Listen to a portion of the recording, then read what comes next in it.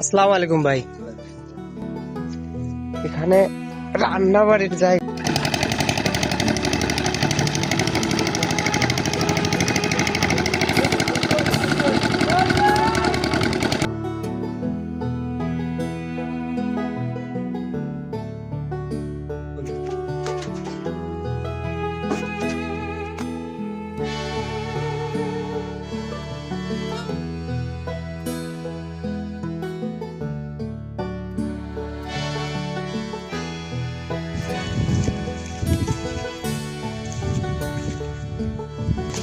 আসসালামু আলাইকুম ভাই। ভাই এগুলো শুটকি করে কোথায় নিয়ে যাবেন? নীলখামারি সৈয়দপুর যাবে। কত করে বিক্রি করেন? এইগুলো কত করে? 300 টাকা মন, 300 টাকা কেজি। আর এই যে ছোটগুলো হচ্ছে আপনার 200। তো দিনে কত মন পুটি শুটকি করেন?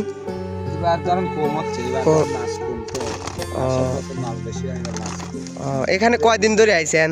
এখানে আইছি জানেন যে মেলা 3 মাস। 3 মাস। এখান থেকে আর কোনে যাবেন? এখান থেকে ধানগাড়া বিলি মারি এলেন। ধানগাড়া বিলিও গেছিলেন। খালি পুটি আছে নাকি আরো কোনো মাছ আছে? ওই যে দেখলেন তাই নাই দিয়ে বড় মাছ। বড় মাছ কোন? কারণ প্রথম ধরুন যে মাছ খালি লবণ লাগে, ধুইলা লবণ দিয়ে তুই আজ লবণ দিয়ে কালকে তুই একদিনে শুটকি হয়ে যায়? না না, একদিন হলে আবার তাহলে 3 3 দিন দিন লাগে। আপনি এই ব্যবসাটা কতদিন ধরে করতেছেন? এটা ধরুন প্রথম আমার বাপ করছে, আমার বাপ ঠাকুর বাড়ি, আমার বাড়ি, আমার আব্বাই আগে করছে। করার পরে ধরুন দুটো মুরগ হয়ে গেছে, আস্তে আস্তে করে এসে বাইকাছে আর আমি করছি।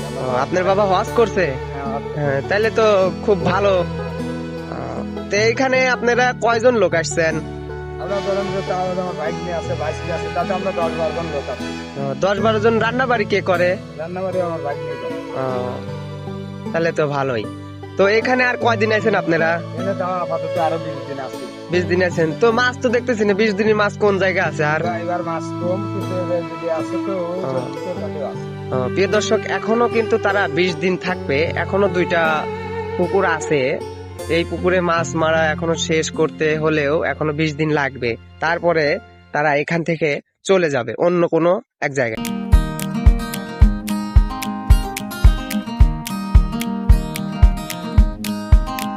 এখানে রান্না বাড়ির জায়গাও আছে, কারণ এই চরের মধ্যে রান্না করার জন্য আলাদা করে একটি ঘরও বানিয়ে রাখছে। এই যে রান্না বাড়ির জায়গা।